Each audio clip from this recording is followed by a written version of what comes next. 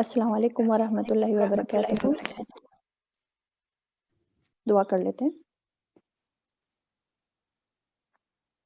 نحمده ونصلي على رسوله الكريم اما بعد فاعوذ بالله من الشيطان الرجيم بسم الله الرحمن الرحيم رب اشرح لي صدري ويسر لي امري واحلل عقدة من لساني يفقهوا قولي رب زدني علما رب زدني علما رب زدني علما اللهم انفعنا بما علمتنا وعلمنا ما ينفعنا وزدنا علما اللهم إني أسألك علما نافعا وعملا متقبلا ورزقا طيبا ربنا آتنا في الدنيا حسنة وفي الآخرة حسنة وقنا عذاب النار ربنا أتمم لنا نورنا واغفر لنا إنك على كل شيء قدير ربنا ظلمنا أنفسنا وإن لم تغفر لنا وترحمنا لنكونن من الخاسرين ربنا اغفر لنا ذنوبنا وإسرافنا في أمرنا وثبت أقدامنا وانصرنا على القوم الكافرين ربنا أفرغ علينا صبرا وثبت أقدامنا وانصرنا على القوم الكافرين ربنا اصرف عنا عذاب جهنم إن عذابها كان غراما إنها ساءت مستقرا ومقاما ربنا لا تؤاخذنا إن نسينا أو أخطأنا ربنا ولا تحمل علينا إصرا كما حملته على الذين من قبلنا ربنا ولا تحملنا ما لا طاقة لنا به واعف عنا واغفر لنا وارحمنا أنت مولانا فانصرنا على القوم الكافرين اللهم أنت ربي لا إله إلا أنت خلقتني وأنا عبدك وأنا على عهدك ووعدك ما استطعت أعوذ بك من شر ما صنعت أبوء لك بنعمتك علي وأبوء بذنبي فاغفر لي إنه لا يغفر الذنوب إلا أنت اللهم إنا أسألك إيمانا لا يرتد ونعيما لا ينفد ومرافقة محمد صلى الله عليه وسلم في أعلى جنة الخلد اللهم إنا أعوذ بك من زوال نعمتك وتحول عافيتك وفجاءة نقمتك وجميع سخطك اللهم صل على محمد وعلى آل محمد كما صليت على إبراهيم وعلى آل إبراهيم إنك حميد مجيد اللهم بارك على محمد وعلى آل محمد كما باركت على إبراهيم وعلى آل إبراهيم إنك حميد مجيد آمین یا رب اللہ نے اس کو اتنا کھانے کی اجازت دی ہے جس سے اس کی جان بچ جائے، ٹھیک ہے؟ تو اس کے دو اس کے شرط رکھ دی اللہ تعالیٰ نے، غیر باغن، نہ سرکشی کرنے والا ہو، یعنی کہ اس شخص کو وہ حرام چیز کھانے کی چاہت نہیں ہونی چاہیے، اس کو شوق نہیں ہونا چاہیے کہ ہاں میں یہ ڈش کھاؤں حرام چیز کی، یا ڈیزائر نہیں ہونا چاہیے، اس کو اپنے اندر سے طلب نہیں ہونی چاہیے۔ اور دوسرا کیا ہے؟ غیر عادن، اور نہ وہ ضرورت سے زیادہ کھائے، یعنی کہ حد سے تجاوز نہ کرے، ضرورت سے زیادہ نہ کھائے، پیٹ بھر کر نہیں کھائے، اگر مجبوری کی حالت میں بھی ہے تو پیٹ بھر کر نہیں کھانا ہے، صرف چند لقمات کھانا ہے کہ اس سے اس کی بس جان بچ جائے، ٹھیک ہے؟ اور جب وہ ایسا کرے گا تو آگے کیا بتایا؟ فلا اسم علیہ، تو نہیں کوئی گناہ اس پر، تو ایسے کیسز میں پھر وہ گناہ گاری میں نہیں آتا ہے، تو یہ بھی جو ہے جائز ہے ایسے کیسز میں جب مجبور کر دیا جائے۔ ان اللہ غفور الرحیم، بے شک اللہ بہت بخشنے والا ہے، نہایت رحم کرنے والا ہے۔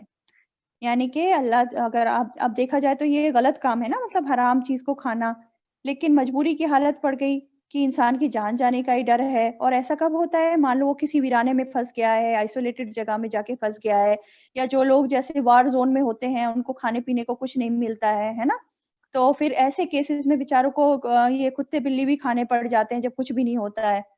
استغفر اللہ علیہ، اللہ تعالیٰ ایسی سچویشن سے ہم سبھی کو بچائے اور سب مسلمانوں کو بچائے۔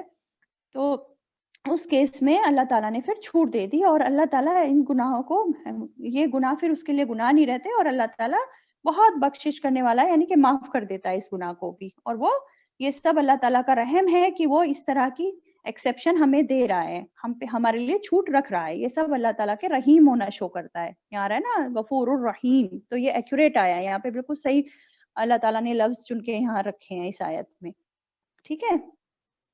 اچھا، اور اسی طرح کی ایک اور آیت سورہ مائدہ میں بھی آتی ہے جس میں اسی آیت کی تفسیر ملتی ہے. اس میں بھی کیا کہا گیا؟ اور جو مجبور کر دیا جائے بھوک میں گناہ کی طرف مائل ہونے والا نہیں ہو تو بے شک اللہ غفور الرحیم ہے. اسی طرح کی آیت ہے سورہ مائدہ آیت نمبر 3. ٹھیک ہے.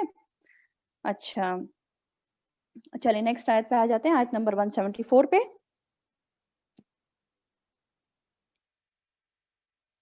ان الذین یکتمون، بے شک وہ جو چھپاتے ہیں، ما انزل اللہ، اسے جو نازل کیا اللہ نے، من الکتابی، کتاب میں سے، ویشترون بہ ثمنا قلیلا، اور وہ لے لیتے ہیں بدلے اس کے قیمت بہت تھوڑی. اولئک، یہی لوگ ہیں، ما یأکلون فی بطونہم الا النار، نہیں وہ کھاتے اپنے پیٹوں میں سوائے آگ کے. ولا یکلمہم اللہ، اور نہیں کلام کرے گا ان سے اللہ، یوم القیامتی، قیامت کے دن. ولا یزکیہم، اور نہ وہ پاک کرے گا انہیں. ولہم عذاب علیم، اور ان کے لیے عذاب ہے دردناک. استغفر اللہ. دیکھیں اب کیا بات ہو رہی ہے، اسی پچھلی آیت سے ریلیشن میں ہی اس آیت کو سمجھیں. ٹھیک ہے. دیکھیں ابھی جو ہے قرآن میں اب بتا دیا گیا کہ حلال کیا ہے اور حرام کیا ہے. اچھی طرح کھول کھول کر چیزیں قرآن میں بتا دی گئیں. لیکن پھر بھی کیا ہوتا ہے، اکثر ہم نے دیکھا ہے کہ جب لوگوں کو حرام میں مزہ آنے لگ جاتا ہے، اسی میں جو ہے وہ لذت پانے لگتے ہیں، تو جو بعض علماء سو ہوتے ہیں، برے علماء، وہ لوگوں کی خواہشات کے حساب سے، ان کی خواہشات کی تکمیل کے لیے حق بات کو صحیح سے نہیں بتاتے، اسے چھپا جاتے ہیں، تو واضح کر کے نہیں بتاتے کہ حلال کیا ہے حرام کیا ہے. تو ایسے لوگوں کے لیے جو ہے یہاں پہ وعید آئی ہے. اور یہی کام جو اہل کتاب کے علماء تھے وہ بھی یہی کرتے تھے، اور آج بھی بہت سارے جو برے علماء ہوتے ہیں، علماء سو جنہیں کہتے ہیں، وہ بھی کرتے ہیں. سارے نہیں، جو برے ہوتے ہیں نا. تو کیا بتایا جا رہا ہے کہ قرآن میں اللہ نے جو اتارا ہے اسے جو ہے وہ لوگ چھپا دیتے ہیں لوگوں سے. اور کیوں چھپاتے ہیں؟ صرف دنیاوی فائدے پانے کے لیے، ہے نا. لیشتروا بہ ثمنا قلیلا. ثمنا قلیلا کیا ہے؟ تھوڑی سی قیمت. تھوڑی سی قیمت مطلب دنیا کے چند فائدے، جو دنیا کیا ہے، حقیر چیز ہے، تھوڑے سے دن رہنے والی ہے، ٹیمپریری لائف ہے یہاں پہ، پھر تو جانا اللہ تعالیٰ کے پاس ہے، اور انفینٹی کی لائف ہے وہاں پہ، تو جو ختم نہیں ہوگی کبھی بھی. خالدین فیہا ابدا، جو بھی ملے گا اس میں ہمیشہ ہمیشہ رہنا ہے. تو صرف دنیا کے چند فائدوں کے لیے یہ لوگ جو ہے تھوڑی قیمت لیتے ہیں اور حق بات کو چھپا جاتے ہیں. اور یہاں بیسیکلی کون سے حق بات کو چھپانے کی بات ہو رہی ہے؟ جو پچھلے کانٹیکسٹ میں چل رہا ہے تو کہ میں حلال حرام کے بارے میں، کھانے پینے کے معاملے میں جو باتیں چھپا جاتے ہیں کہ کیا حلال ہے کیا حرام ہے. خود سے جو لوگ جو ہے حلال کو حرام کر لیتے ہیں، حرام کو حلال کر لیتے ہیں، اور اپنے علماء کی بات مان لیتے ہیں، یہ ساری وہ والی باتیں ہو رہی ہیں. ٹھیک ہے. بیسیکلی عالم کا جو حق ہوتا ہے، کہ عالم کا یہ کام ہوتا ہے کہ وہ حق کو واضح کر کے بتائے لوگوں کو، اور لوگوں کی خواہشات کے حساب سے نہ چلے. جو حق ہے وہ حق ہی رہے گا اور حق ہی بتانا چاہیے. وہ لوگوں سے یہ نہ ڈرنے لگے کہ یہ لوگ، میں اگر سچ بتا دوں گا تو یہ لوگ جو ہے میری نوکری چھین لیں گے، یا میرا جو عظیم رتبہ مجھے ملا ہوا ہے وہ میرا چلا جائے گا، یا مجھے جو ہے ایکسٹریمسٹ کی کیٹیگری میں ڈال دیا جائے گا. تو عالموں کو اس چیز کا ڈر نہیں ہونا چاہیے، ہے نا. حق پہ رہنا چاہیے اور حق ہی بتانا چاہیے. تو یہ لوگ کیا کر رہے ہیں؟ صرف دنیاوی فائدے پانے کے لیے یہ جو ہیں حق کو چھپا رہے ہیں. اور آگے کیا بولا جا رہا ہے؟ یہ دنیاوی فائدے جو سمیٹ رہے ہیں نا، یہ دنیاوی فائدے صرف آگ سمیٹنا ہے، اپنے پیٹوں میں یہ لوگ صرف آگ بھر رہے ہیں، یہ بتایا جا رہا ہے. ما یأکلون فی بطونہم الا النار، نہیں وہ کھاتے اپنے پیٹوں میں سوائے آگ کے. استغفر اللہ. سچ ہے، پتا ہے ان کو، قرآن میں بتا دیا گیا کہ یہ سب جو ہے غلط ہے، یہ آگ سمیٹنا ہے، پھر بھی یہ لوگ کام کرے جا رہے ہیں اس طرح کے. اور کیا بولا جا رہا ہے؟ اور کیا سزا ہے ان لوگوں کی؟ کہ اللہ ان سے کلام نہیں کرے گا. قیامت کے روز اللہ تعالیٰ ان لوگوں سے کلام نہیں کریں گے. اتنے زیادہ ناراض ہوں گے ان سے، بہت غضبناک ہوں گے ان لوگوں پر، اس طرح کے لوگوں پر جو یہ کام کرتے ہیں. کلام نہیں کریں گے مطلب کوئی بھی رضامندی والی بات اللہ تعالیٰ ان لوگوں سے نہیں کریں گے، بہت ناراض ہوں گے. اور نہ ہی اللہ ان لوگوں کو پاک کریں گے اس دن. ولا یزکیہم، ہے نا، ولا یزکیہم، اور نہ پاک کریں گے انہیں. مسلمانوں کے لیے کیا ہے؟ جو مسلمان ہوتے ہیں اور ان سے جو ہے انجانے میں یا جان بوجھ کے گناہ ہو جاتے ہیں، تو ان ایمان کی وجہ سے ان کو جہنم میں تو وہ جائیں گے، یا اللہ تعالیٰ ہو سکتا ہے ان کے معاف کر دے ان کے گناہوں کو، یا پھر نہ نہیں معاف کیے کچھ گناہ تو وہ جہنم میں جائیں گے، اور وہاں پہ آگ میں جل کر ان کو گناہوں کی سزا ملے گی، اور پھر جب ان کے گناہوں کی سزا ساری مل جائے گی، وہ پاک ہو جائیں گے، یعنی کہ آگ میں جل کے پاک ہوئے نا مسلمان، پھر ان کو نکالا جائے گا اور پھر ایک نہر میں نلا کے پھر ان کو جنت میں داخل کیا جائے گا بعد میں، ہے نا. لیکن ان لوگوں کے کیا بتایا جا رہا ہے، وَلَا يُزَكِّيهِمْ، اور نہ وہ پاک کریں گے. اللہ تعالیٰ ان کو پاک نہیں کریں گے، جہنم میں ڈالنے کے بعد بھی وہ پاک نہیں ہوں گے، وہ گندے کے گندے ہی رہیں گے اور ہمیشہ اسی جہنم میں سڑتے رہیں گے، جلتے رہیں گے. استغفر اللہ. اور ان کے لیے عذاب ہے دردناک، اور ہمیشہ ہمیشہ کا دردناک عذاب وہ سہتے رہیں گے. ٹھیک ہے، تو کیا پتا چل رہا ہے اس آیت سے ہمیں؟ پہلی بات کہ اللہ نے جو بھی کتاب میں اتارا ہے وہ سب بتانا ضروری ہے. ایسا نہیں کرنا چاہیے کہ کچھ بات بتائی اور کچھ نہیں بتائی، کچھ آیتیں، یا پھر یہ کریں کہ صرف کچھ آیتیں جو ہیں ہم چوز کر لیں اور صرف انہی باتوں کو ہم جہاں بھی جائیں درس دینے تو ان باتوں کو بتاتے رہیں اور باقی پورا قرآن ایسے ہی چھوڑے رہیں، کچھ نہ بتائیں. دین کو پورا کا پورا سامنے لا کے واضح کر کے بتانا چاہیے انسانوں کو، یہ علماء کا کام ہے. ورنہ یہ پورا بڑا جرم ہو جاتا ہے، علم کو چھپانا عظیم جرم ہے، علم چھپانا. اور اسی طرح علم کو بتانا یہ واجب ہے نا. اور بیسیکلی ہم دیکھیں علم چھپاتے کیوں ہیں لوگ، چھپانے کا ریزن کیا ہے؟ پہلی بات تو یہی ہے کہ ہمیں پتا ہے کہ علم آ جائے گا، عام لوگوں کو بھی علم ہو جائے گا، تو نالج از پاور، ہے نا. اگر دوسروں کو بھی علم ہو جائے گا تو ہماری پاور چلی جائے گی، پھر ہماری بات کوئی نہیں مانے گا، ہماری سرداری چلی جائے گی. تو ایک تو ریزن یہ ہو گیا علم چھپانے کا. دوسرا ریزن کیا ہے؟ بخل کی وجہ سے. کچھ لوگ ہوتے ہیں نا جن کے پاس علم ہوتا ہے اور سب لوگ انہی سے جو ہے فتوے مانگنے آتے ہیں، تو وہ لوگ کیا کرتے ہیں، صرف اپنی اولادوں کو یا اپنے رشتہ داروں کو وہ علم سکھاتے ہیں تاکہ وہ وراثت، علم کی وراثت صرف انہی کے خاندان میں چلتی رہے، آگے انہی کے لوگ صرف امام بنتے رہیں یا علماء بنتے رہیں. تو بخل کی وجہ سے وہ لوگ یہ کام کرتے ہیں. تیسرا کیوں چھپاتے ہیں علم؟ مال حاصل کرنے کے لیے بھی چھپاتے ہیں. یہ تو بہت بڑی ریزن ہے، مال حاصل کرنا. مطلب کیسے کہ علم تو حاصل کر لیا، بڑی بڑی ڈگریاں تو لے لی، لیکن علم تبھی بتاتے ہیں دوسروں کو، یا بتانے کو تیار ہوتے ہیں جب بدلے میں انہیں کوئی فکسڈ وہ سیلری ملے یا کوئی نوکری ملے یا کوئی عہدہ ملے، ہے نا. تو پیسے کے بدلے میں ہی وہ تیار ہوتے ہیں. مطلب جہاں ان کو کوئی کیش میں مال مل رہا ہوتا ہے یا کچھ مل رہا ہوتا ہے تو تب تو پوری محنت کر کے اس علم کو پہنچاتے ہیں آگے. لیکن اگر جب ان کے کو کوئی فائدہ نہیں ہو رہا ہوتا، کوئی پیسے نہیں مل رہے ہوتے، تو پھر نہیں دیتے اس علم کو آگے. تو یہ سب چیزیں علم چھپانے میں شامل ہو جاتی ہیں. اور کیا چیز ہو سکتی ہے علم چھپانے میں؟ کیا وجہ ہو سکتی ہے؟ اور یہ بھی ریزن ہو سکتی ہے کہ لوگ جو ہیں صرف وہ اپنی شہرت چاہ رہے ہوں دنیا میں، کہ صرف ہماری ہی شہرت ہو، جو علم ہمارے پاس ہے کسی اور کو نہ ملے، صرف ہمارے پاس رہے، صرف ہماری ہی شہرت ہو، صرف ہماری ہی اہمیت رہے لوگوں میں.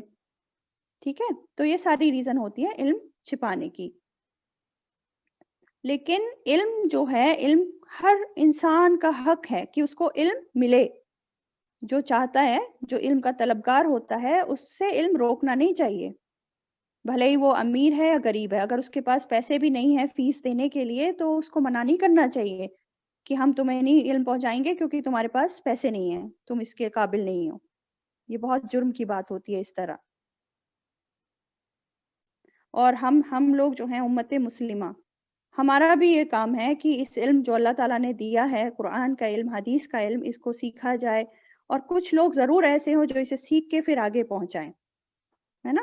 اور آگے پہنچانا تب بھی آگے پہنچائے جب کوئی اس کا طلبگار ہو، اسے پوچھ رہا ہو، اور تب بھی اس کو آگے پہنچائے کب، جیسے کہ کوئی غلط کام کر رہا ہے تو اس کو اس سے روک کے، اس کو حق بات بتا کے.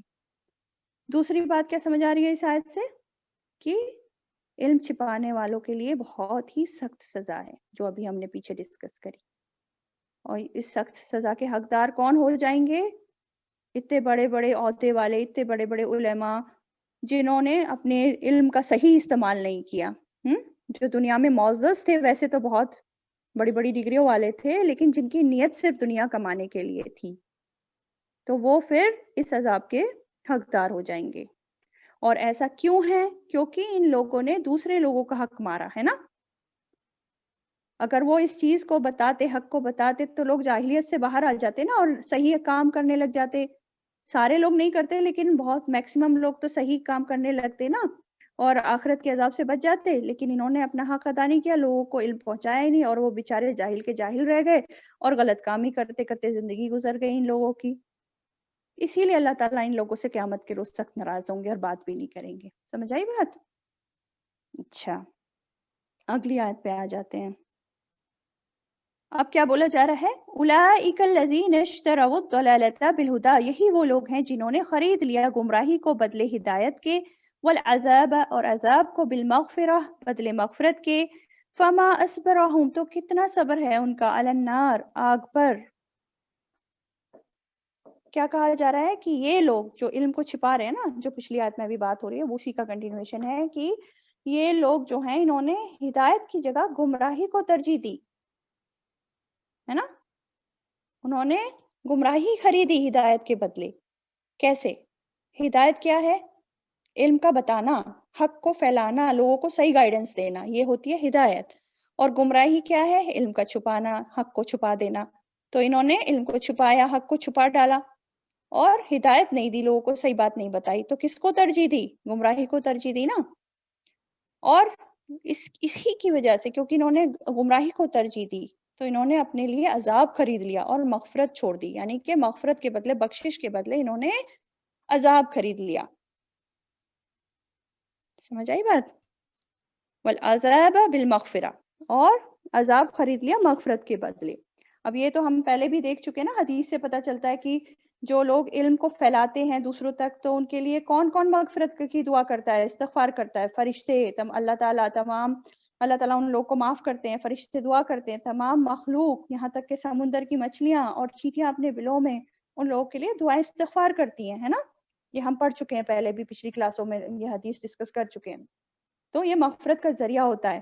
تو اس کا الٹا بھی تو ہوگا نا، اگر ہم علم کو آگے نہیں پہنچائیں گے، علم رکھنے کے باوجود اس کو چھپائیں گے، تو پھر مغفرت کی بجائے عذاب ملے گا. یہی بتانا چاہ رہے ہیں اس آیت میں. اور آگے کہا جا رہا ہے فما اصبرہم علی النار، تو کتنا صبر ہے ان کا آگ پر. یعنی کہ جانتے پوچھتے ہوئے کہ اس کی اتنی بڑی سزا ہے کہ اللہ بات نہیں کریں گے اور پاک نہیں کریں گے اور دردناک عذاب ہے، سب کچھ ان لوگوں کو واضح ہے اس کا عذاب کے بارے میں، پھر بھی جو ہے غلط کام کرے جا رہے ہیں، سرکشی پہ اڑے جا رہے ہیں، جانتے بوجھتے ہوئے ان کاموں میں پڑے ہوئے ہیں. تو اللہ تعالیٰ مطلب تعجب کر رہے ہیں اس والی آیت میں کہ دیکھو کتنا صابر ہیں یہ لوگ آگ پر. مطلب کیسے ہیں یہ کہ جو ہے آگ میں جانے سے ڈر ہی نہیں رہے ہیں، ان کو صبر آ گیا کہ ہاں آگ میں جانا ہے، مطلب ان کو کوئی فرق ہی نہیں پڑ رہا ہے. تو تعجب ہو رہا ہے ان لوگوں پر. ٹھیک ہے، چلیں یہاں تک کلیئر ہے؟ جی یہاں تک کلیئر ہے سب کو؟ جی میم. جی الحمدللہ ٹھیک ہے. آگے چلتے ہیں، آیت نمبر 176.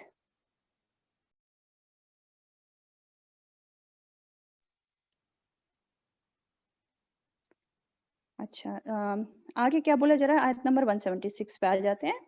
ذَلِكَ بِأَنَّ اللَّهَ نَزَّلَ الْكِتَابَ بِالْحَقِّ، یہ باوجہ اس کے کہ اللہ نے نازل کیا کتاب کو ساتھ حق کے. وَإِنَّ الَّذِينَ اخْتَلَفُوا، اور بے شک وہ جنہوں نے اختلاف کیا، فی الکتاب کتاب میں، لفی شقاق بعید، البتہ مخالفت میں ہے دور کی. اب بتایا جا رہا ہے کہ یہ جو سزا مل رہی ہے، اتنی بڑی سزا، یہ کیوں ہے؟ کیوں ملی ہے ان کو اتنی بڑی سزا؟ کیونکہ کتاب میں تو اللہ تعالیٰ نے جو بھی اتارا ہے، یہ کتاب فرقان ہے، صحیح غلط میں فرق کرنے والی ہے نا. جو بھی کتاب میں ہے سچ ہے، بالکل حق ہے. اور اگر لوگوں کو یہ نہیں بتایا جائے گا اور لوگ اس حق سے محروم رہ جائیں گے، اللہ کی سچی بات سے دور رہیں گے، تو پھر ابھی جیسے میں نے بتایا کہ وہ جہالت میں ہی پھر اپنی زندگی گزار دیں گے، ہے نا، اور غلط کام کرتے رہیں گے، جس کی وجہ سے ان کا بھی آخرت میں غلط انجام ہوگا. تو اس وجہ سے بھی ان کو یہ انجام ہے، ان کی یہ بڑی سزا ہے. اور دوسری چیز کیا ہے؟ وَإِنَّ الَّذِينَ اخْتَلَفُوا، اور بے شک وہ جنہوں نے اختلاف کیا، فی الکتاب کتاب میں، لفی شقاق بعید، البتہ مخالفت میں ہے دور کی. یعنی کہ ایک تو جرم یہ کیا کہ کتاب کو چھپائی دیا، بات بتائی نہیں حق. دوسرا کام کیا کر رہے ہیں؟ غلط کام کہ اختلاف کر رہے ہیں کتاب میں، قرآن میں وہ آپس میں اختلاف میں پڑے ہوئے ہیں اور اس میں بحث بازی کرتے ہیں اور تعویلیں کر لیتے ہیں اپنی خواہشات کے حساب سے، منمانی اس کی جو ہے تفسیر نکال لیتے ہیں کچھ لوگ. یعنی کہ حق سامنے آ گیا ہے پھر بھی یہ لوگ مانتے نہیں ہیں، یا پھر مانتے ہیں تو بعض حصے کو مان لیتے ہیں اور بعض کو نہیں مانتے ہیں. تو ایسے لوگ جو ہیں آپس میں اختلاف میں پڑے ہوئے ہیں، اور اختلاف میں کیا ہوتا ہے پھر جب اختلاف میں پڑ جاتے ہیں تو ان کو حق بات خود بھی سمجھ میں نہیں آتی، پھر ان لوگوں کو اور زیادہ وہ اختلاف میں پڑے جاتے ہیں اور دور کی مخالفت میں پڑ جاتے ہیں، اتنی دور کی کہ خود بھی پھر ان کو حق بات سمجھ میں نہیں آتی ہے، اور اس طرح سے وہ آپس میں بھی جھگڑے فساد میں پڑ جاتے ہیں، آپس میں ایک دوسرے سے محبت کم ہو جاتی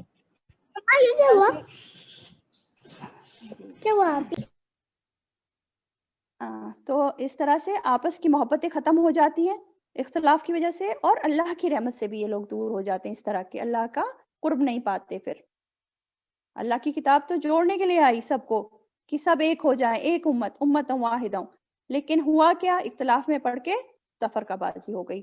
ایون مسلمانوں کو دیکھو کتنے فرقے واریت میں پڑے ہوئے ہیں، ہونا تو یہ چاہیے تھا کہ ایک کتاب پہ رہتے، ایک ساتھ جڑ کر رہتے، اور جتنے بھی اختلاف ہیں ان کو چھوڑ کر ایک چیز کو پکڑ کے رہتے، تو کتنی محبت ہوتی آپس میں۔ اور آج جو ذلیل اور خوار ہو رہے ہیں مسلمان، یہ نہیں ہو رہا ہوتا، مسلمان مضبوط ہوتے، آج کی طرح ویک نہیں ہوتے کہ ہر جگہ ان کو دبایا جا رہا ہے۔ جب آپس میں ہی نہیں جڑے ہوئے ہیں تو باہر کے لوگ تو آ کے ان کے اوپر مسلط ہوں گے ہی نا۔ چلیں آگے دیکھتے ہیں، بہت امپورٹنٹ آیت ہے آگے والی۔ اللہ تعالیٰ سے دعا کرتے ہیں کہ اگلی والی آیت کو بھی اللہ تعالیٰ کمپلیٹ کرائیں اور اس پہ سمجھ پائیں ہم لوگ اچھے سے اور عمل بھی کر پائیں۔ بہت امپورٹنٹ آیت ہے، ہم ذرا غور سے سنیں اسے۔ اچھا، آیت نمبر 177 اب کیا بتایا جا رہا ہے؟ لیس البر، نہیں ہے نیکی، ان تولوا وجوہکم، کہ تم پھیر لو اپنے چہروں کو، قبل المشرقی والمغربی، طرف مشرق اور مغرب کے۔ کیا بتایا جا رہا ہے؟ نہیں ہے نیکی کہ تم پھیر لو اپنے چہروں کو طرف مشرق اور مغرب کے، ولیکن البر، اور لیکن نیکی اسی کی ہے، من آمنا باللہ، جو ایمان لائے اللہ پر، والیوم الآخر، اور آخری دن پر، والملائکتی، اور فرشتوں پر، والکتابی، اور کتاب پر، والنبیین، اور نبیوں پر۔ اب یہاں تک دیکھتے ہیں پہلے، کیونکہ لمبی آیت ہے نا تو تھوڑا تھوڑا دیکھیں گے انشاءاللہ۔ اب کیا بتایا جا رہا ہے دیکھتے ہیں۔ یہ شروع ہو رہا ہے نا کہ نہیں ہے نیکی کہ تم پھیر لو اپنے چہروں کو مشرق کی طرف یا مغرب کی طرف۔ تو ہم سیقول الصفحاء سے جب یہ پارہ شروع ہو رہا تھا تو شروع کی ساری آیتیں زیادہ تر کس کے ریلیشن میں تھی، کہ جب قبلہ جو ہے چینج ہونے کا جو حکم آیا تھا، یعنی کہ کعبہ شریف کی طرف منہ کرنا ہے نماز پڑھتے میں، ہے نا، اس سے ریلیشن میں زیادہ تر آیتیں آئی تھی شروع میں۔ پھر وہیں سے یہاں پہ جو ہے بات شروع ہو رہی ہے کہ جب یہ حکم آیا تھا نا کہ قبلہ کی تبدیلی کا، تو یہ ویسے تو بہت اہم حکم تھا کہ جو ہے قبلہ چینج ہو رہا تھا، امامت چینج ہو رہی تھی، اور لوگوں کو ایک مرکز دیا جا رہا تھا تاکہ لوگ یونائٹ ہو کے رہیں اور ایک ہی ڈائریکشن میں سب نماز پڑھیں۔ لیکن اب یہ بتایا جا رہا ہے کہ یہ نیکی نہیں ہے کہ تم مشرق یا مغرب کی طرف جو ہے رخ کر کے جو ہے جو بات ہو رہی ہے، یہ مطلب یہ ہے کہ جب یہ حکم آیا تھا نا تو گھر گھر میں کیا ہوا تھا، صرف یہی موضوع بن کے رہ گیا تھا بات کا کہ جو ہے ایسا حکم آیا اور یہ کرنا ہے، مطلب ایک بات آئی تو پھر ہر گھر میں اسی کو ٹاپک آف ڈسکشن ایک طرح سے بنا لیا ہے نا، ہر جگہ اسی کے بارے میں گفتگویں ہونے لگی۔ مطلب اب آپ دیکھو نا، جیسے کوئی میچ ہوتا ہے کسی بھی گیم کا، تو لوگ جو اس کے وہ ہوتے ہیں نا فین ہوتے ہیں، تو وہ کیا کرتے ہیں، مطلب ہر وقت اپنا سارے اہم کام چھوڑ کے اسی کے پیچھے پڑ جاتے ہیں، ہے نا، اور صرف اسی کی باتیں کرتے ہیں، اسی کو دیکھتے ہیں۔ ایک ایگزامپل میں دے رہی ہوں، اسی طرح جب یہ آیا تھا قبلہ کی تبدیلی کا حکم آیا تھا تو صرف یہی والا ٹاپک رہ گیا لوگوں میں بات کرنے کا۔ تو یہاں پہ جو ہے پھر ایسا جب ہوتا ہے نا، جب ایک چیز کے پیچھے لوگ پڑ جاتے ہیں، بھلا ہی وہ اہم چیز ہو یا نہیں ہو، تو اکثر یہی ہوتا ہے کہ وہ چیز ہی صرف رہ جاتی ہے اور باقی کی جو اہم چیزیں ہوتی ہیں وہ پھر پیچھے چھوٹ جاتی ہیں، ہے نا، یعنی کہ صرف ایک ہی چیز کو انسان پھر امپورٹنس دے رہا ہوتا ہے اور باقی امپورٹنٹ اور بھی زیادہ امپورٹنٹ چیزیں ہوتی ہیں وہ چھوڑتا رہتا ہے پھر۔ حالانکہ مطلب ایسا نہیں کہ کعبہ رخ قبلہ رخ جو ہے یہ امپورٹنٹ نہیں ہے، یہ بہت امپورٹنٹ بات تھی، بہت زیادہ، اس کے بغیر تو نماز ہی قبول نہیں ہوتی ہے نا، بہت امپورٹنٹ بات تھی۔ لیکن کیا سمجھایا جا رہا ہے؟ سمجھایا یہ جا رہا ہے کہ صرف قبلہ رخ کر لینے سے نماز میں، یعنی کہ یہ قبلہ رخ تو ایک ریچول ہو گیا نا دین کا، تو صرف ریچول فالو کرنے سے یا صرف ظاہری دین اپنا لینے سے بات نہیں بنے گی جب تک تم دین کی روح کو نہیں پہنچو گے۔ اصل کیا ہے دین، اس کو نہیں جان لو گے۔ اصل دین کیا ہے؟ اللہ کی معرفت۔ جب تک تم اللہ کو نہیں پہچانو گے، اسی کو اپنا سب کچھ نہیں سمجھو گے, پورا توکل اللہ پہ نہیں کرو گے, اور اس کے سارے حکم کو خوشی کے ساتھ اس پر عمل نہیں کرو گے, تب تک تم جو ہو اصل دین تک نہیں پہنچ سکتے. ٹھیک ہے, یہ بات سمجھانا یہاں مقصود ہے. اور یہ بھی بات تھی کہ یہ یہود اور نصارہ جو تھے, ان کے قریب بھی جو ہے مشرق اور مغرب جو تھا وہ بہت امپورٹنس دیتے تھے وہ لوگ بھی.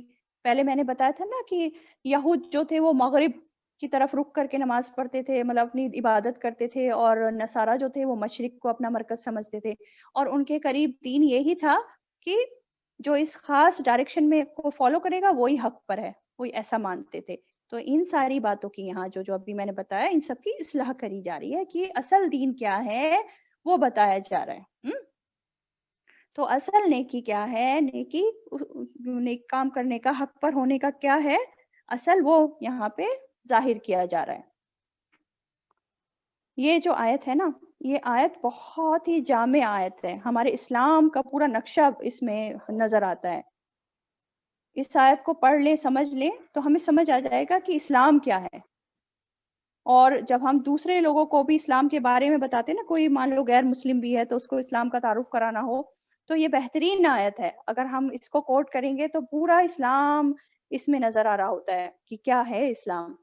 جو امپورٹنٹ باتیں ہیں اسلام کی اس آیت میں سب شامل ہیں, جیسے کہ عقائد, ایمانیات, عبادات, انسان کے معاملات, اس کا اخلاق کیسا ہونا چاہیے, ساری دین کی جو اصل ہے نا اس آیت میں نچوڑ کر کے رکھ دی گئی ہے. ٹھیک ہے, تو کیا فرمایا جا رہا ہے اس میں, آگے بولا جا رہا ہے وَلَكِنَّ الْبِرَّ, اور لیکن نیکی اسی کی ہے, من آمنا, جو ایمان لایا. اب یہ جو بات ہو رہی ہے نا وَلَكِنَّ الْبِرَّ, کہ نیکی اسی کی ہے. اب یہ تین طرح سے سمجھا جا سکتا ہے یہ ورڈنگز جو ہے وَلَكِنَّ الْبِرَّ. یا تو یہ کہہ لو کہ نیکی اسی کی نیکی ہے جو ایمان لایا ہے نا, یا پھر یہ کہہ لو کہ نیک انسان وہ ہے, ایسے اس کا میننگ نکالا ہے مفسرین نے. یا تیسرا یہاں برہ سے یہ جو مراد ہے مومن لیا ہے, یعنی کہ مومن وہ ہے. تو تینوں طرح سے اس کو لے سکتے ہیں. یعنی کہ کیا سمجھ میں آئے سے, یہ نیکی اسی کی ہے, یا نیک انسان وہ ہے, یا مومن وہ ہے. کون ہے؟ پہلی بات جو ایمان لایا اللہ پر اور آخری دن پر. پہلی چیز کیا ہے, جو اللہ پر ایمان لایا. اب اللہ پر ایمان لانے میں کیا کیا چیزیں شامل ہیں؟ جی یہ تو ہم سب جانتے ہیں کہ اللہ پر ایمان لانے میں کیا کیا چیزیں شامل ہیں, بتائیں آپ لوگ. اللہ کی کتابوں پر ایمان, وہ کتابوں پر, کتاب کی بات بعد میں ہوگی, اللہ پر, صرف اللہ پر, اللہ واحد, کی بات. اللہ واحد ہے, توحید, لا توحید, شریک, ایک ایک کر کے توحید, بتائیں لا کیا شریک اللہ اللہ. کو بنانا, صرف اللہ ہی کو ایک ماننا. مطلب جی اب ہنا بتا رہی تھی, آپ بتائیں پہلے. جی میں کہہ رہی توحید نا, کہ اللہ کی ٹھیک ذات میں کسی کو شریک نہیں کرنا ہے. ٹھیک ٹھیک ایک جی, ٹھیک, اللہ کی ذات پر ایمان لانا, اس کے وجود کو ماننا, پہلی بات تو یہ ہے. ٹھیک ہے, اللہ پر ایمان لانے میں. دوسرا ابھی جو بتایا کہ اللہ کے الہ ہونے کو ماننا, اس میں کسی اور کو شریک نہیں کرنا. ٹھیک ہے, تو اللہ کی ذات ہو گئی, اللہ کو الہ ماننے میں آ گیا, اس کو رب ماننا, اور اللہ کی تمام اسماء و صفات کو ماننا. ٹھیک ہے, تو یہ ساری چیزیں یہ اللہ پر ایمان لانا, یعنی کہ انسان اللہ کو ہی اپنا سب کچھ مانے, اسی پر پورا بھروسہ کرے, اور جو کچھ اللہ نے حکم دیے ہیں اس پر عمل بھی کرے, تبھی اللہ پر ہمارا ایمان مکمل ہوگا. ٹھیک ہے, پھر یوم آخرت کو مانے. یوم آخرت کا تو پتہ ہی ہے کہ قیامت کے دن کو مانے, اور قیامت کے دن کو خالی زبانی نہیں کہ ہاں قیامت آئے گی, اس کو قیامت کے دن کو واقعی میں اگر وہ مانتا ہوگا نا تو اپنی زندگی ہی سدھار لے گا, کیونکہ اسے پتا ہے کہ قیامت آنی ہے, حساب کتاب ہونا ہے. تبھی انسان نیک ہو پائے گا پوری طرح, جب اس کو اپنے دل میں آخرت کا ڈر ہوگا, ہے نا. اور یوم آخرت کو ماننے میں کیا کیا چیزیں آ جاتی ہیں اس میں, موت کے بعد کی ساری چیزیں, جیسے قبر ہے, بعث ہے یعنی کہ دوبارہ جی اٹھنا, حساب کتاب ہونا, میزان کا رکھا جانا, پل صراط کا قائم ہونا اور اس پر سے گزارے جانا, جنت, جہنم, یہ ساری چیزیں اس میں آ جاتی ہیں یوم آخرت کو ماننے میں. ٹھیک ہے, تو جو ان کو مانے, ان پر ایمان لائے, اور ساتھ میں دل میں اطمینان بھی ہونا چاہیے کہ ہاں اصل بات یہی ہے, ہونا ہے یہ سب, تو یہ آ جاتا ہے یوم آخرت کو ماننا. اور کیا بولا جا رہا ہے؟ اور کیا ہے نیکی یا نیک انسان کون ہے؟ مومن کون ہے؟ من آمن باللہ والیوم الآخری، اور آگے کیا بولا جا رہا ہے؟ والملائکتی، اور فرشتوں پر. فرشتوں پر ایمان لانا سارے فرشتوں پر ضروری ہے، خالی ایک دو فرشتوں پر نہیں، جو جن کو ہمیں پتا ہے وہ بھی اور جن کا نہیں پتا ہے، سب فرشتوں پر ایمان لانا. ٹھیک ہے. اور اگلا کیا ہے؟ والکتابی، اور کتاب کو مانے، یعنی کہ کتاب پر ایمان لائے. کتاب پر ایمان لانا کیا ہے؟ جو بھی کتاب میں لکھا ہے اس کو ہم مانے کہ یہ بالکل سچ ہے، حق ہے، اور اس پر عمل بھی کریں. ٹھیک ہے. یہ ہو گیا کتاب کو پر ایمان لانا. پھر ون نبیین، اور نبیوں پر ایمان لائے. نبیوں پر ایمان لائے تو یہاں نبی آیا ہے، رسول نہیں آیا ہے. تو کیا رسول انکلوڈیڈ نہیں ہے اس میں؟ جی بتائیں. ہے انکلوڈیڈ. ہیں. رسول تو وہ ہیں جن پہ کتابیں نازل ہوئی ہیں، اور جی باقی تو سب میسنجرز ہیں جو اللہ کی میسج لے کر کے آئے توحید کی. جی جی بالکل ٹھیک. نبی میں رسول سب انکلوڈیڈ ہو جاتے ہیں، ہے نا. لیکن رسولوں میں سارے نبی انکلوڈ نہیں ہو سکتے کیونکہ سارے نبی رسول نہیں تھے، ہے نا. تو اس لیے یہاں نبی کہہ کے رسول بھی ان میں انکلوڈیڈ ہو گئے. تو جو سارے انبیاء کو مانے ان پر ایمان لائے. اچھا آگے کیا بولا جا رہا ہے؟ اب امپورٹنٹ باتیں شروع ہو رہی ہیں. وَآتَ الْمَالَ عَلَى حُبِّهِ، اور وہ دے مال اس کی محبت میں. اور کیا امپورٹنٹ چیز ہے؟ نیک انسان وہ ہے، مومن وہ ہے جو اپنے مال کو اس کی محبت میں دیتا ہے، دوسروں کو دیتا ہے. ابھی کس کس کو دیتا ہے ابھی ہم پڑھیں گے آگے. اور دے مال اس کی محبت میں. پہلے اس بات کو سمجھ لیتے ہیں. اب مال دینے میں خالی پیسے نہیں آ جاتے کہ خالی پیسہ دے، ہر چیز آ جاتی ہے. ویلتھ کے میننگ میں آتا ہے مال، یعنی کہ کھانا پینا، لباس، پیسے، زمین، یا کوئی بھی ضروریات کی چیز، ہر قسم کا مال مراد ہے اس میں، ہے نا. اور اس کی محبت میں دیں. اس کی محبت میں دینے سے کیا مطلب ہے کہ جب انسان، پتہ انسانوں کو تو ویسے ہی محبت ہوتی ہے مال سے، وہ تو اس کی فطری سی چیز ہے، اس کے اندر یہ کمزوری ہے مال کی محبت. تو ایک تو یہ چیز ہو گئی کہ اس کی محبت میں. اور دوسری چیز مال کی محبت میں مطلب جب اس کو خود ضرورت ہے، خود اس کی نیڈ میں ہے، پھر بھی وہ جو ہے وہ مال دوسروں کو دے رہا ہے نا. اب انصار نے کیا کیا تھا جب مدینہ گئے تھے مہاجرین، تو وہ خود بھی ان کو ضرورت تھی لیکن پھر بھی انہوں نے وہ مال جو ہے مہاجرین میں تقسیم کیا، ان کو ان کی مدد کی، اس وقت ان کو دیا اس کی محبت میں. تو اس طرح سے دینا ہوتا ہے. ٹھیک ہے. اچھا اور اب آگے کیا بتایا جا رہا ہے کہ اس مال کو کس کس پر خرچ کرنا ہے؟ ذوی القربہ. کس کو دینا ہے یہ محبت میں مال؟ ذوی القربہ. پہلی چیز ہے قرابت داروں کو. قرابت دار کسے کہتے ہیں؟ رشتہ دار، ہے نا. معلوم ہوگا سب کو کہ وہ مال قرابت داروں کو اس کی محبت میں دے. اب جیسے آپ پڑھتے ہیں نا تیسرے پارے میں نا شاید، لن تنالوا البر حتى تنفقوا مما تحبون، کہ تم نیکی کو پا نہیں سکتے، تم نیک نہیں بن سکتے جب تک کہ تم وہ خرچ نہ کرو جس سے تم محبت کرتے ہو. یعنی کہ نیکی کا یہ معیار ہے کہ جس چیز سے ہمیں محبت ہے سب سے پہلے ہم اسے خرچ کریں، اسے دیں اللہ کی راہ میں، اللہ کی رضا کے لیے. غریب پڑی چیزیں نہ دیں، اٹھا کے جو ہمارے کام کی نہیں ہے وہ نہ دیں، فضول چیزیں نہ دیں، بلکہ جو ہمیں پسند ہے وہ دیں دوسروں کو. تو وہ ہوتا ہے اصل نیکی. ٹھیک ہے. اور ہم جانتے ہیں وہ کہ یہ والی آیت لن تنالوا البر جب یہ نازل ہوئی تھی تو ایک ہمارے صحابہ حضرت ابو طلحہ رضی اللہ تعالیٰ عنہ، وہ مدینہ کے دولت مند انسانوں میں سے تھے. ٹھیک ہے.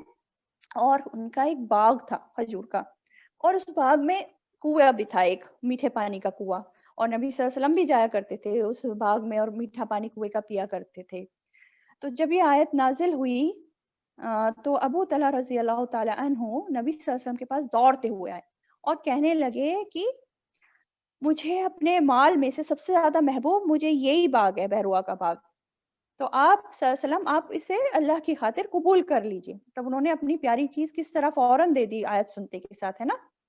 تو نبی صلی اللہ علیہ وسلم نے ان کو فرمایا، کیا کہا کہ میں سمجھتا ہوں تم اسے یعنی کہ باغ کو اپنے رشتہ داروں میں تقسیم کر دو. اور انہوں نے پھر آپ صلی اللہ علیہ وسلم کے حکم پر عمل کیا اور اس کو اپنے رشتہ داروں میں، چچا کے بیٹوں میں اور دیگر رشتہ داروں میں تقسیم کر دیا. تو یہ ہوتی ہے بر، اصل نیکی، کہ اس کی محبت میں اس کو اپنے رشتہ داروں کو دو اور باقی ابھی جو پڑھیں گے ان کو دو. دیکھیں انسان جو ہے اپنی فیملی پر یعنی کہ اپنے بچے بیوی اس پر تو پھر بھی خرچ کر لیتا ہے نا، لیکن رشتہ داروں کو دینا مشکل ہو جاتا ہے. اب رشتہ داروں میں بھی یوزولی تو آپس میں انبن رہتی ہے کہ اس نے مجھے یہ کہہ دیا وہ کہہ دیا. لوگ جو ہے اپنے دلوں میں نفرتیں پال کے رکھتے ہیں اور اب بہت کم ہی مطلب صلہ رحمی ہوتی ہے آج کل کے زمانے میں. تو ایون بھائی بہن جو بچپن میں ایک ساتھ محبت کے ساتھ ایک ہی گھر میں پلے ہوئے ہوتے ہیں اور جیسے جیسے بڑے ہوتے ہیں اور خدا نہ خواستہ کوئی کم درجے کا رہ جاتا ہے مال میں, کوئی زیادہ ہو جاتا ہے, کوئی کم پڑ جاتا ہے, کوئی نہیں پڑھ پاتا ہے, تو آپس میں ہی جو ہے لوگ بھائی بہن جو ہیں من مٹاؤ ہو جاتا ہے. جیسے جیسے بڑے ہوتے ہیں تو مقابلے بازی پر آ جاتے ہیں کہ اس کے پاس اتنا ہے, میرے پاس اتنا نہیں ہے, اور سائلنٹلی جو ہے ان کے اندر ایک کولڈ وار چل رہی ہوتی ہے اور دل میں جلن حسد اور یہ سب چیزیں شروع ہو جاتی ہیں ایون اپنے بھائی بہنوں میں, ہے نا.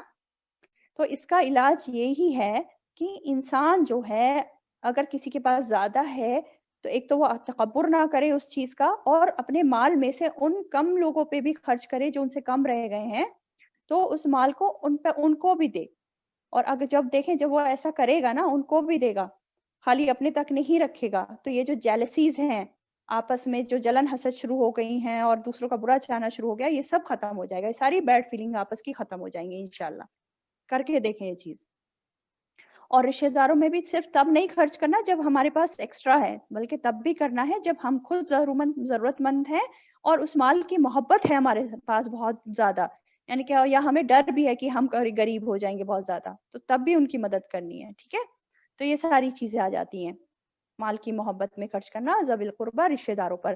اور دیکھیں رشتہ داروں پر خرچ کرنا جو ہے نا ڈبل ثواب کا ذریعہ ہوتا ہے. دوسروں کو دینے سے پہلے اپنے رشتہ داروں کو دیکھیں, اگر وہ واقعی میں بہت زیادہ غریب بھی ہیں, بنا غریب کے بھی دینا چاہیے, آپس میں ایکسچینج کرتے رہنا چاہیے گفٹس وغیرہ, لیکن اگر ہم اپنوں میں پہلے دیں گے نا تو ڈبل ثواب ملے گا, ایک تو صدقہ کرنے کا اور ایک صلہ رحمی کرنے کا. ٹھیک ہے, دو ڈبل ثواب ہوتا ہے. اچھا آگے کیا بولا جا رہا ہے ذوی القربہ کے بعد؟ والیتاما, اور یتیموں کو, یعنی کہ کس کس کو دینا ہے وہ ہم دیکھ رہے ہیں. پہلا تو ہو گیا ذوی القربہ قرابت داروں کو, اگلا ہے والیتاما اور یتیموں کو. اب یتیم خواہ ہمارے اپنے رشتہ داروں میں ہو یا پھر باہر کے لوگوں میں ہو. یتیم کہتے کسے ہیں جی, کوئی بتائیں یتیم کسے کہتے ہیں, ڈیفینیشن؟ جن کے ماں باپ orphan جی, جن کے ماں باپ نہ ہو, جن کے ہاں مطلب ماں جو باپ نہیں, باپ. جیسے ہاں نبی پاک صلی اللہ علیہ وسلم کے اماں اور ابا نہیں تھے بچپن میں. ہاں لیکن اسپیشلی باپ اگر نہیں ہے نا تو یتیم کہلا جی جاتا ہے. اور جی ایڈولسنٹ جی جب تک وہ کیا کہتے ہیں اسے, بلوغیت کی عمر تک ہوتا ہے, جب تک وہ کھانے کمانے کے لائق نہ ہو جائے, اپنا خود خیال رکھنے کے لائق نہ ہو, تب تک وہ یتیم کی سٹیج ہوتی ہے. ٹھیک ہے, اسپیشلی جن کے باپ نہ ہو, ٹھیک ہے, ان کو بولا جاتا ہے. اچھا تو کیا بولا جا رہا ہے کہ یتیموں پر خرچ کرو, یعنی کہ سب سے پہلے یہاں پہ ایک آرڈر بتا دیا گیا کہ کس کس پر خرچ کرنا ہے. پہلے تو رشتہ داروں پر کرنا ہے, پھر یتیموں پر کرنا ہے. اب اگر ہمارے پاس اتنا پیسہ نہیں ہے تو ہم یہ آرڈر فالو کریں گے. جیسے رشتہ دار ہیں, مان لو وہ زیادہ ضرورت مند ہے, تو پہلے رشتہ داروں کو دینا ہے, پھر یتیم کو دینا ہے. مان لو ہمارے رشتہ دار ماشاء اللہ ٹھیک ہے الحمدللہ, اور پھر کوئی یتیم بھی ہے, تو پہلے رشتہ دار کو اگر مینیج کیا جا سکتا ہے تو پھر یتیم کو دینا ہے پہلے. ٹھیک ہے, اس طرح سے, ورنہ تو آرڈر تو یہی رہے گا. اچھا پھر یتیم کو دینا ہے اس کا, کیونکہ وہ خود سے اپنا بیچارہ دیکھ لیٹ نہیں کر سکتا, تو یہ معاشرے کی ذمہ داری ہوتی ہے. اور معاشرے کی ذمہ داری تبھی ہوگی نا جب ہم اپنے اپنے فرض پورے کریں گے. ورنہ دیکھو آج کیا ہو رہا ہے سوسائٹی کا, کوئی کسی کا ذمہ داری پوری کر ہی نہیں رہا ہے. بیچارے یتیم ایسے ہی گھوم رہے ہیں, نہ پڑھتے لکھتے ہیں, نہ کچھ ہوتا ہے, زندگی ان کی بالکل برباد ہے. اور پھر یہی لوگ جو ہیں جب نہیں ہو پاتا ہے صحیح سے تو آگے کرمنل اور یہ سب بن جاتے ہیں, جب ان کی دیکھ ریکھ نہیں ہو پاتی ہے اور صحیح ان کو ویلیوز نہیں مل پاتی ہیں. یہ سب ہماری اندر خرابی ہے, ہمارے اخلاقوں میں اور ہمارے عمل نہ کرنے میں, کہ یہ پورا معاشرہ مسلمانی معاشرہ خراب ہو رہا ہے نا. تو اس سب کی طرف ہمیں دھیان دینے کی بہت ضرورت ہے. اچھا آگے کون سے حقدار بتا دیے گئے؟ والمساکین, اور مسکینوں کو. اچھا اب مسکین کا بھی پہلے ہمیں پتا ہونا چاہیے. اب ہو گیا نا, قرابت دار یعنی کہ رشتہ دار, پھر یتیم, پھر مسکین. مسکین کون ہوتا ہے جی, آپ لوگ بتائیں مسکین کون ہوتا ہے؟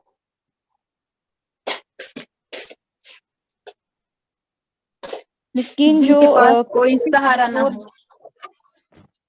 جی صبا بول رہی ہیں جی. جی کمزور لوگ جو ہوتے ہیں, جن کے پاس کچھ بھی اپنا نہیں ہوتا ہے, مطلب کمانے کا کوئی ذریعہ نہیں ہوتا, بہت مجبور ہوتے ہیں. جی بالکل. تو مسکین فقیر ہوتے ہیں یا کیا, مطلب میں یہ ڈیفرینشیٹ کرنا چاہ رہی ہوں. مسکین وہ ہوتے ہیں جو شاید مانگ نہیں مجبور مانگ بھی نہیں سکتے اور مجبور بھی ہوتے ہیں. جو مسکین جو جسمانی طور پہ لاچار ہوتے ہیں ان کو بھی ہم مسکین ہاں بول سکتے ہیں. وہ بھی ہو سکتے ہیں. تو مسکین بیسیکلی وہ ہوتے ہیں جو مانگتے نہیں ہیں, ان کو ضرورت تو بہت شدید ہوتی ہے پر وہ سفید جی پوش بن کے رہتے ہیں, وہ مانگتے نہیں ہیں, وہ وہ ظاہر نہیں مانگ کرتے کہ نہیں ہم سکتے. غریب ہیں. ہاں وہ مانگتے نہیں ہیں. تو یہ ہمیں خود پہچاننا ہے اپنے آس پاس کی کون مسکین ہے اور اس کی مدد کرنی ہے. ٹھیک ہے, یہ امپورٹنٹ جی چیز ہے. ایسے لوگ بہت پریشان رہتے ہیں جو مانگتے بھی نہیں ہیں اور اپنی آئیڈینٹی کو چھپا کے رکھتے ہیں کہ ہمیں کسی چیز کی ضرورت ہے. اچھا, یہ جو ہے نا بخاری اور مسلم کی روایت سے ہمیں پتہ چلتا ہے کہ نبی صلی اللہ علیہ وسلم نے فرمایا مسکین صرف وہ نہیں جو مانگتا پھرتا ہے اور ایک ایک یا دو دو کھجوریں یا روٹی کے لقمے لیتے جائے, بلکہ مسکین وہ بھی ہے جن کے پاس اتنا نہیں کہ ان کے سب کام نکل جائیں, ان کی ساری ضروریات پوری ہو جائیں, اور نہ وہ اپنی حالت ایسے بنائے جس سے لوگوں کو علم ہو جائے کہ لوگ ان کو کچھ دے دیں. سمجھ آیا یہی والی بات کہ وہ مانگتے نہیں ہیں اور نہ ہی ان کی حالت سے ظاہر ہوتا ہے کہ وہ مسکین ہے. ٹھیک ہے, ظاہر ہوتے تھے. ہاں ان کی غریبی ظاہر نہیں ہوتی, وہ سفید پوش رہتے ہیں. تو ہمیں پہچاننا ہے انہیں کہ کون ہے, ہمیں اپنی آنکھیں کھول کے رکھنا ہے, ان کے چہرے پر تاثرات سے ہمیں پہچاننا ہے کہ کون مسکین ہے. ٹھیک ہے, تو بیسیکلی جی مسکین وہی ہوتا ہے جو اپنی ڈیلی ضروریات کو پورا نہیں کر پاتا, کھانے پینے کی, لباس کی, رہنے کی, یا شادی بیاہ کرنا ہے, یا جو بھی ان کی ضروریات ہیں. ٹھیک ہے, یہ سب ہو جی, جاتا اور ہے. وہ ٹھیک ہے, اپنے سے کہہ بھی نہیں پاتا ہے وہ نا, کہ وہ ہاں مطلب بتا نہیں سکتا کہ کہتا جی نہیں ہمیں ہے, بالکل پہچان. کہتا جی نہیں ہے. جی کہتا نہیں ہے, وہ مانگتا نہیں ہے. اچھا, نیکسٹ کیا ہے, وابن السبیل. مسکین کی بات ہو گئی, رشتہ داروں کی ہو گئی, یتیم کی ہو گئی, مسکین کی ہو گئی. اور کس کو دینا چاہیے مال اس کی محبت میں, وابن السبیل, اور مسافروں کو. اب دیکھیں مسافروں کا بھی بہت حق ہوتا ہے. ایک انسان کہیں جا رہا ہے سفر پہ, اپنا شہر چھوڑ کے دوسری طرف یا کہیں بھی جا رہا ہے, اور ضروری نہیں ہو سکتا ہے وہ مسافر جو ہے اپنے گھر میں بہت امیر انسان ہو, لیکن راستے میں اس کا مال چھن گیا یا کوئی اور ضرورت آن پڑی, تو مسافر کی بہت وہ ہے, حق ہے, اس کی مدد کرنی چاہیے, ہے نا. ہو سکتا ہے اس کو کوئی ضرورت آ جائے یا کوئی اور محتاج ہی پڑ جائے راستے میں, تو ایسے لوگوں پر بھی خرچ کرنا چاہیے. اللہ تعالیٰ نے ان کا بھی حق بتایا ہے مسافروں پر, ہے نا. پھر ہے وسائلینا, اور سوالیوں کو بھی دیں. وسائلینا, سوال کرنے والے جو مانگتے ہیں. اب اس میں فقیر وغیرہ بھی آ جاتے ہیں. ٹھیک ہے, وہ مانگ رہے ہیں, خود سے مانگ رہے ہیں, جو زبان سے مانگ رہے ہیں اور جو اپنے حال سے بھی ظاہر کر رہے ہیں کہ ہاں ہمیں ضرورت ہے, وہ سب اس میں آ جاتے ہیں وسائلینا. اور اس میں فقیر فقراء جتنے سب اس میں آ جاتے ہیں. اور اگر خدا نہ خواستہ اب ہم دیکھ رہے ہیں سڑک پہ جا رہے ہیں, ہے نا, کہ روز ایک ہی عورت جو ہے مانگتی رہتی ہے اور ہمیں پتا ہے کہ یہ پیشے ور عورت ہے, تو کیا کرنا چاہیے بتائیں آپ لوگ. ایسا تو بہت ہم لوگ کے ساتھ ہوتا ہے نا کہ ہمیں پتا ہوتا ہے کہ یہ جو ہے فالتو میں بس پکڑ کے اور مانگتی رہتی ہے اور اس کو جو ہے اس کا پیشہ ہی یہ ہے, تو پھر کیا کرنا چاہیے ایسے فقراء کے ساتھ, فقیروں کے ساتھ. ان کو جھڑکنا چاہیے, ڈانٹنا چاہیے, نہیں نا. نہیں, ڈانٹنا تو نہیں چاہیے, لیکن یہ کہ جیسا کہ لوگ بتاتے ہیں کہ مطلب جیسے مجھے اپنا پرسنل لگتا ہے کہ میں تو سوچتی ہوں کہ کچھ بھی دے دو, چلو جب کہہ رہا ہے تو دے دو اگر ہے میرے پاس تو. لیکن ویسے لوگ کہتے ہیں کہ دینا نہیں چاہیے, لیکن مجھے اپنا لگتا ہے کہ جو بھی تھوڑا بہت دے دو, مانگ رہا ہے تو بھائی کیا کرنا, اگر میرے پاس ہے تو میں دے اکثر دیتی ہوں. بالکل بالکل صحیح ہے, اور جی اکثر یہ کرنا چاہیے جیسے بسکٹ کے پیکٹ ہیں یا کچھ اور ہے, کھانے جی, پینے کچھ کی بھی چیزیں تھوڑی ہیں, موڑی چیزیں دے دیں جو بھی ہاں آپ کے وہ پاس رکھا ہے. کریں, وہ رکھا کریں اپنے جی پاس جب باہر جا رہے ہیں, اور ان کو کیونکہ ملتے ہی ہیں اکثر, تو ایسے میں ان کو وہ جی, پکڑا دیا میرے کریں. ساتھ اور میرے دوسری, ساتھ یہ ویسے اکثر ہوتا ہے, تو لوگ جیسے بہت سارے لوگ ہوتے ہیں ساتھ میں, وہ کہتے ہیں ارے نہیں دو نہیں دو, لیکن مجھے لگتا ہے کہ چلو کچھ بھی تھوڑا ہی سا دے دیں. اب وہ کہہ رہا ہے تو اگر میرے پاس اللہ نے دیا ہے تو پھر دے دینا چاہیے. ٹھیک ہے. اور دوسرا یہ بھی ہے نا کہ اللہ کے نام پہ کوئی مانگے تو پھر ہمیں منع نہیں کرنا چاہیے, یہ بھی بات ہے. جی اور ہم نے ایک اور سورہ میں پڑھا ہے نا کہ فَأَمَّا السَّائِلَ فَلَا تَنْهَرْ, مطلب جھڑکنا نہیں ہے, انہیں ڈانٹنا نہیں ہے. امپورٹنٹ بات یہ ہے, اگر آپ کے پاس نہیں ہے کچھ بھی دینے کو تو آپ ان کو ڈانٹ نہیں سکتے, آپ کا حق نہیں بنتا کہ آپ ڈانٹیں اسے. یا جی تو آپ خاموشی اختیار کریں, ان سے معافی مانگ لیں, یا پھر کوئی اچھی بات ہی کہہ دیں, میٹھا ہی بول دیں ان سے, ہے نا. یہ بھی صدقے جی میں شمار ہو جائے گا اگر آپ ان سے میٹھا بول دیں گے. ٹھیک ہے, کیونکہ انسان جب کسی کو دے رہا ہوتا ہے نا, اور ساتھ میں احسان بھی جتا رہا ہوتا ہے, 10 باتیں سنانا بھی ہوتا ہے اس کو دیتے وقت, تو وہ صدقہ اس کا پھر اتنا اجر اس کو نہیں ملے گا جتنا کہ خاموشی سے اس کو میٹھی بات بول دینے میں ہی اس کو اجر مل جائے گا. ٹھیک ہے, تو یاد رکھنے کی بات کیا ہے کہ ایک تو ہمیں اپنا رویہ چینج کرنا ہے, کیونکہ اکثر ہم یہ گڑبڑ کر جاتے ہیں. ٹھیک ہے, اور دوسرا امپورٹنٹ پوائنٹ یہ بھی ہے کہ جو بھیک مانگتے ہیں نا لوگ, جو پیشے کے طور پر بھیک مانگتے ہیں, تو بھیک مانگنا جو ہوتا ہے نا, سوال کرنا, یہ بہت ہی زیادہ ناپسندیدہ ہے. خاص طور پر جب انسان بھیک مانگتا ہے صرف اپنا مال بڑھانے کے لیے، اس کو ضرورت نہیں ہے اس کی، لیکن اس نے پیشہ بنا رکھا ہے اور صرف اپنا مال بڑھانا چاہ رہا ہے اور وہ بھیک مانگ رہا ہے، تو یہ بہت ہی زیادہ بری بات ہے ان کے لیے. پھر کافی سزا بھی حدیث سے ہمیں پتہ چلتی ہیں. تو اگر بتا سکیں تو وہ بات ان کو پیار سے محبت سے ہمیں بتا دینی بھی چاہیے. ٹھیک ہے. اچھا، یہ حدیث سے ہمیں پتہ چلتا ہے کہ من سأل الناس اموالهم تکسرا فانما يسأل جمرا فليستكل او یستکثر. کیا مطلب اس کا؟ جو لوگوں سے ان کا مال مانگے اس لیے کہ وہ اپنے مال میں کثرت حاصل کر لے، تو وہ آگ کے انگارے مانگتا ہے. چاہیے کہ اس کی مرضی ہے تھوڑا اکٹھا کرے یا زیادہ اکٹھا کرے. تو دیکھیں کتنی بڑی سزا بتائی ہے کہ وہ آگ کے انگارے مانگ رہا ہے اپنے لیے، اگر اس کو ضرورت نہیں ہے، صرف مال بڑھانے کے لیے مانگ رہا ہے. تو یہ بات شاید ہمارے اکثر جو بیچارے فقیر جو مانگتے رہتے ہیں شاید ان کو نہیں معلوم ہوگی، مسلمانوں کو بھی تو ان کو نہیں پتا ہوگی، تو ایسا کام کرتے چلے جاتے ہیں زندگی بھر. تو ہو سکے تو ہمیں ان کو پیار محبت سے یہ بات بھی بتانی چاہیے کہ اس کا انجام ایسا ہے اگر کوئی انسان اس طرح سے کرتا ہے. تو چلیں اور کیا ہے. ٹائم کتنا ہو گیا؟ اچھا ٹائم تو ہو گیا ہے. اچھا ایک پوائنٹ اور میں ڈسکس کر لیتی ہوں، پھر انشاءاللہ باقی کا نیکسٹ بچا ہوا پارٹ نیکسٹ ویک کریں گے انشاءاللہ. ٹھیک ہے. تو یہ ہو گیا وسائلین و پھر رقاب اور گردنیں چھڑانے میں. اور کہاں مال خرچ کرنا ہے؟ گردنیں چھڑانے میں کرنا ہے. گردنیں چھڑانے میں مطلب اس زمانے میں تو غلام ہوا کرتے تھے، تو غلاموں کو آزاد کرنے میں. ٹھیک ہے. اپنا مال دینا چاہیے تھا کہ جو غلام آزادی چاہ رہے ہیں تو ان کے لیے حکم تھا کہ تم جو مال دے کر ان کو آزاد کرواؤ. اور آج کے زمانے میں کیا ہے، کوئی بھی مصیبت زدہ ہے تو اس کی مصیبت کو دور کرنے میں ہے نا، یا کوئی جیسے کسی کی بیل کرانی ہے، کوئی غلط جو ہے جیل میں اس کو بند کر لیا گیا ہے غلط طریقے سے یا کوئی بھی، تو اس کو آزاد کرانے میں، اس کی بیل کرانے میں، تو گردن چھڑانے میں یہ سب آ جاتا ہے، مصیبت سے آزاد کروانا. ٹھیک ہے آج کے زمانے کے لیے. اچھا چلیں یہیں تک رکھتے ہیں آج، کیونکہ ابھی تو یہ آیت کافی بچی ہوئی ہے، نہیں ہو پائے گی آج، انشاءاللہ نیکسٹ ویک ہی ہو پائے گی. تو یہ ساری چیزیں ہیں کہ مال کی محبت میں اسے ہمیں ان لوگوں پر خرچ کرنا ہے، تبھی ہم نیکی کا معیار پا سکیں گے، تبھی ہم نیک کہلائیں گے، مومن کہلائیں گے، تبھی ہم اللہ پر مطلب ایمان والوں میں شامل ہو پائیں گے. ٹھیک ہے. یہ بات یاد رکھنے کی ہے. چلیں جی تو ٹھیک ہے یہیں تک رکھتے ہیں. چلیں اللہ تعالیٰ جو بھی آج پڑھا ہے اس پر ہمیں عمل کروا دے بس، اور زندگی بھر اس پر ہم عمل کریں اچھی باتوں پر، اور بری چیزیں جو بھی ہیں اللہ تعالیٰ ان سے ہمیں چھٹوا دے بری عادتوں کو، اور اللہ تعالیٰ ہم سب کے گناہوں کو معاف کر دے، ہمارے ماں باپ کے، بھائی بہنوں کے، تمام مسلم امت کے، ہمارے بچوں کے، ہم سب کو سیدھے راستے پر رکھے تک ہماری موت کے دن تک، اور کلمہ شہادت پہ لا الہ الا اللہ پہ ہی ہماری موت آئے انشاءاللہ. آمین. جزاک اللہ خیر. السلام علیکم ورحمۃ اللہ. سبحانک اللہم و بحمدک، نشہد ان لا الہ الا انت، نستغفرک و نتوب الیک.